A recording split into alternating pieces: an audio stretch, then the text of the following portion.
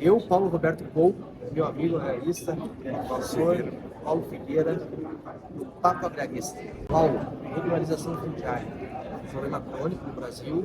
Você é autor de diversas obras, pesquisador, conhece muito bem o norte e a realidade de alguns estados, por exemplo, o Amapá, que eram territórios federais. Com a Constituição de 88, na década de 80, foram emancipados, muitos estados membros com autonomia, mas esse pacto federativo não levou em consideração que para ter autonomia, o estado precisa ter terra, território, e as pessoas que lá residem precisam ter acesso à propriedade, terem regularizado as suas posses, ou seja, serem vistos. E o que a gente vê é que, passado mais de 30 anos, 40 anos da Constituição, a gente tem uma situação complicada, onde a maioria desses estados eles se compõem por terras federais. Como resolver isso e que perspectiva, qual a sua visão crítica ou propositiva em relação a esses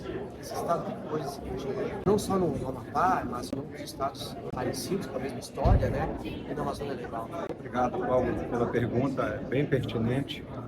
E um tema que continua perdurando desde o ciclo, né, do descobrimento do Brasil, em 1500, e das primeiras formas de ocupação, que se deu através do processo de Sesmaria. Eu ainda acredito que, apesar da história narrar que o processo de Sesmaria foi extinto em 1822, ele continua predominando ocupações, posse e ocupação no Brasil. E não é só nos 9 estados da Amazônia, no Brasil. Não há, assim, ainda muita terra que o Estado precisa arrecadar essa terra e dar um destino. Então, existe um quantitativo de terra muito grande. Eu vou citar, por exemplo, a Amazônia. A Amazônia ela tem aproximadamente 500 milhões de hectares, mas ainda tem 50 milhões de hectares sem destinação nenhuma. Mas essas terras não quer dizer que não estejam ocupadas. Tem dados do INCRA e da Receita Federal, através dos sistemas, porque nós temos no Brasil cadastro e registro que não se coaduna. Ninguém tem informação realmente. Mas a Embrapa, o Corpo de Pesquisa, que tem essas informações que o INCRA deveria ter, não tem. Infelizmente não tem. Mas só que desses aproximadamente 50 milhões de hectares que não foram arrecadados, que são terras devolutas, a terra devoluta ela surgiu ainda no período colonial, quando se criou a primeira lei da terra, que é a lei número 601, de 1850, que quem não tinha dado destinação à sua terra tinha que devolver o Estado. Aí surgiu as terras devolutas. E essas terras devolutas continuam existindo sem destinação.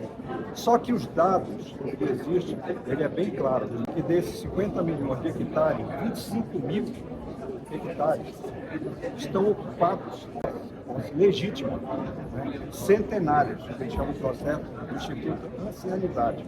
Existe pessoas ali, mas ele perdura no Brasil uma invisibilidade fundiária. Agora o doutor Devisati abordou, você fez uma pergunta muito interessante, qual é então a solução para resolver essa questão da regularização fundiária? A vontade política é integral. Mas o que predomina hoje no país é autonomia e vontade, como se fosse um instituto discricionário. Apesar de ter lei, que seria vinculante, porque a lei traz essa segurança, mas fica à vontade de quem? Do governador, do prefeito, do presidente, do Congresso, do Senado. E aí é onde cada pingo desse que tu passa produz legislação. E para completar ainda tem o Conselho Nacional de Justiça. Aí você vai para dentro do Tribunal de Justiça, tem as corregedorias também que produzem normas. Então, há uma miscelânea legislativa muito grande no país, que dá essa autonomia e essa vontade discricionária. Apesar de ter norma, ela teria que ser vinculante, como aplicar a lei, fazer laudo antropológico, cadastro ocupacional, o censo agropecuário, fazer o levantamento dessas posses que tem, legitimá-las, de que ele atenda a legislações específicas que trata isso, e ainda vigora o estatuto, da terra, mas o que a gente vê é falta de vontade política para resolver uma questão. Então, eu acho que é mais fácil para a União distribuir atividade para Estado e município do que ele mesmo se apoderar, porque ele é o grande setor imobiliário do Brasil que distribui a terra. O doutor Devisotti acabou de colocar isso também, que é importante. É motor imobiliário do país, mas não quer ordenar.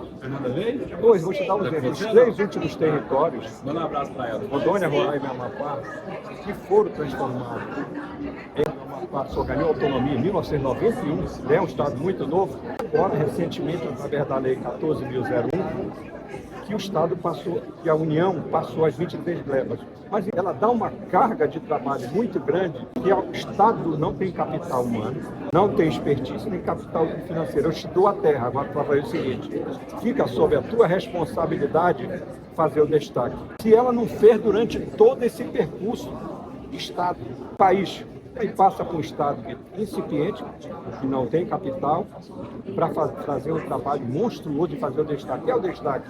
Eu vou tirar as terras que estão destinadas para a unidade de conservação, terra indígena, terra quilombola, assentamento rurais. Vou ver qual é as terras que está com o ICMBio, o que está com o IBAMA, e o restinho que sobrar vai para ti, Estado. Agora tem mais uma. Estado, essa terra que vai te sobrar, ela tem que ter destinação. E qual é a destinação? Você vai ser obrigado a criar uma unidade de conservação, terra indígena, terra quilombola, assentamento rural. E aí o que é que sobra para um Estado desse produzir?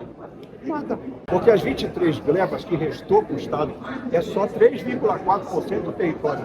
E aí se você pega o Código Florestal, ele é bem claro. Você tem que conservar 80%. Você só vai utilizar 20%. É como se você... Eu sou um empreendedor. Eu vou fazer 1.000 casas. Dessas 1.000 casas, eu só vou utilizar 20%. Só pode ocupar 20%. Sim. O restante tu vai ter que cuidar, manter, mas não vai poder fazer nada, vai ficar ali adorando. Então é isso. E recentemente, qual é a grande questão que está agora no Estado? Petróleo e gás. Bem no lado nós temos uma Guiana Francesa explorando. Né? Hoje se tornou uma renda per capita maior do que países grandes, muitos países da Europa.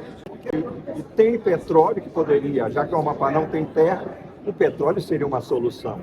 É o que eu aconselho para todo mundo. Você me aconselharia a investir no Amapá? Não. Se for para te investir em terra, desiste. E não tem terra. Não tem terra porque a terra está toda destinada para modelo de sustentável ou de proteção integral, não sobra terra. Acho que os 3,4% de terra que foi encaminhado, Amapá só tem 1,6% de terra para produzir. Mesmo assim, não esqueça o Código Florestal. 80% é APP e reserva legal. Não tem condições de investir nesse estado. Para produção, não. Pode até ser polo exportador, né? Porque a gente fica perto do Suriname, Caribe, né? A Europa, fica mais fácil fazer isso. Mas para ir lá para investir, para produção, desiste que não tem terra para produzir. É um problema tão sério, complexo, tão atual, que a gente deveria repensar o pacto federativo e a concepção de Estado, a concepção de federalismo que a gente tem que pensar no país. Principalmente nesses estados, esses pequenos estados, que você bem citou aqui, praticamente não possuem autonomia. Obrigado, Dr. Paulo, por participar desse nosso Papo Agrarista. Nós estamos aqui no 7º Congresso Nacional do Direito Agrário e convido o pessoal aqui a acompanhar, fazer inscrição, porque amanhã à tarde a gente vai participar, eu, o Paulo, nossa colega Gabriela, de um painel justamente tratando sobre a valorização do projeto. Obrigado aí, meu amigo. Um abraço.